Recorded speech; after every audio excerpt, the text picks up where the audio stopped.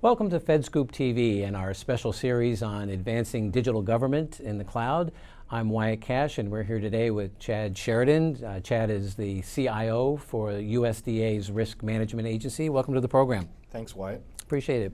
So first, help us get a little sense for your vision for using the cloud, and maybe more specifically infrastructure as a service or platform as a service, as a way of improving IT operations at your agency. I look at cloud as an opportunity for us to get out of the business of IT, kind of working myself out of a job. There's no value to my agency in IT operations other than how they forward the mission. So what cloud brings to me is now I can get out of the business of operations and more into the business of crop insurance, which is what we're doing. So infrastructure as a service is a stepping stone to get to platform and software as a service, because once I get there, now I'm out of the business of hardware, I'm out of the business of managing operating systems. Ultimately, I might even be out of the business of managing my own platforms. And so instead of worrying about running a data center, now I'm worried about how do I deliver more services, more value to the business of crop insurance. Mm-hmm. Now, when we think of migrating IT operations to the cloud, there's certainly the technical aspects of it, but it's also about change management. Tell me about how you're trying to think through the management and culture issues associated with moving to the cloud. It comes back to, I think the biggest barrier is fear. Whether it's fear because this is what I've been doing and I identify and my identity is about, I'm the guy who plugs the wires into the servers, so there's a value there, or I'm the guy that builds the rack. So you've got to work with your internal workforce or your contracted workforce about, hey, we're not trying to put you out of a job, we're trying to bring you up, I think, the value chain of what you can deliver. The other piece, of course, is the fear in the security space, and I think it's, to be blunt, an irrational fear. And what I encourage is, well, let's go out and visit an Azure. Go visit a major cloud provider.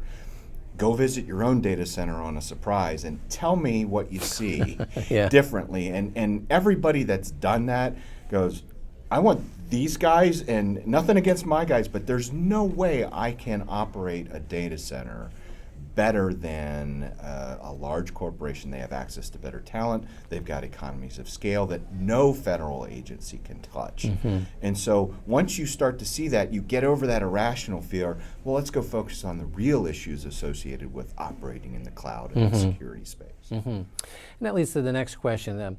Tell me how you see the cloud helping you advance the agency's work, the digital government, if you will. How does that translate into improved services for your customers as well as your operations? So think of it this way. We're working jointly on a program with the Farm Service Agency, improving and streamlining the way we accept acreage reports, production reporting.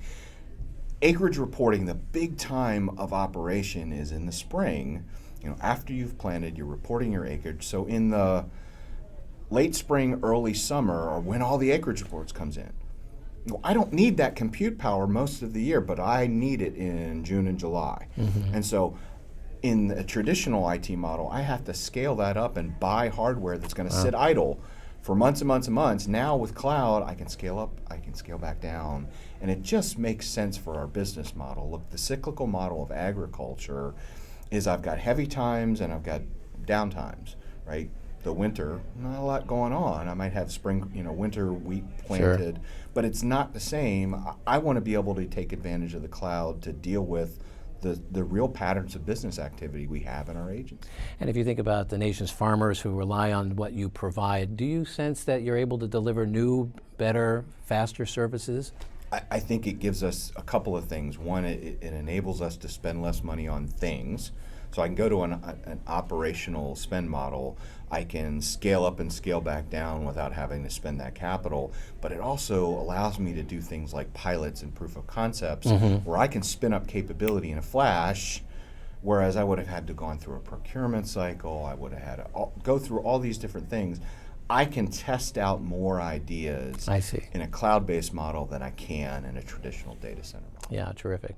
Lastly, if you could change 2 or 3 things that would help allow the adoption to the cloud move faster, what would those be? Actually, I think what we need to do is take the lessons that I've learned from some of the early adopters in both the security space and procurement space, and broaden them out to the entirety of the federal government, so that if I'm a CISO in a federal agency, I can see how another agency has done this. So the promise of FedRAMP has been you can capture what other people are using, but that there's still a barrier.